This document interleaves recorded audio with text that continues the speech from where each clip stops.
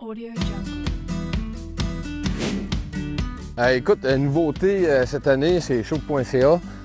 Tout l'été, on a travaillé, on a fait des champs nourriciers. J'ai eu plusieurs demandes à ce niveau-là. Puis, écoutez, je l'ai essayé. Je pense que l'affaire la plus importante lorsqu'on fait des champs nourriciers, c'est déterminer l'endroit. Ça prend de l'ensoleillement, ça prend un sol qui n'est pas trop humide. Après ça, faire de l'herçage. Ici, il y a eu des travaux effectués avec pelle mécanique, enlever des souches, ces choses-là.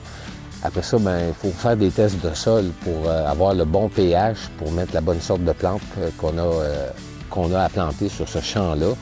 Ici, au Québec, on a la Fédération des chasseurs et pêcheurs du Québec via Héritage Faune qui sont prêts, qui nous aident à réaliser des projets viables.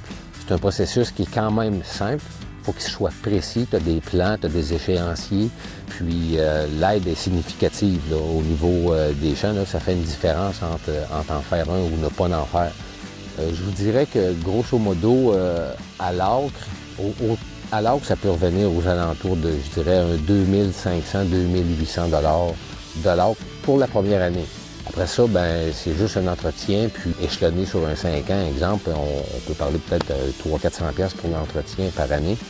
On me disait qu'un champ de brassica à l'acre, c'est à peu près 8000 livres de brassica, de navets. Si on compare ça avec de l'appâtage artificiel, c'est pas cher, 200-300$ pour obtenir cette quantité-là. Écoutez, ça, c'était planté au mois d'août. Regardez la grosseur. Là. Lorsque le sol et la préparation est bien faite, on a des résultats quand même rapides.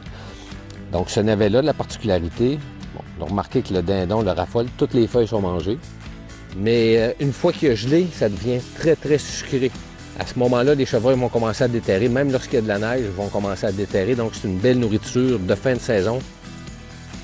Étonnamment, dans les champs nourriciers, ce qui m'a surpris le plus, écoutez, c'est les premiers arrivés depuis le début, c'est les dindons. Ils adorent ces plantes-là. On a du dindon dans tous les champs. J'avais un peu de réticence dans la zone 6 sud, c'est des zones agricoles. Je me disais, où va être la différence de faire un champ d'un acre à un acre et demi à côté d'un champ de 400 acres de maïs.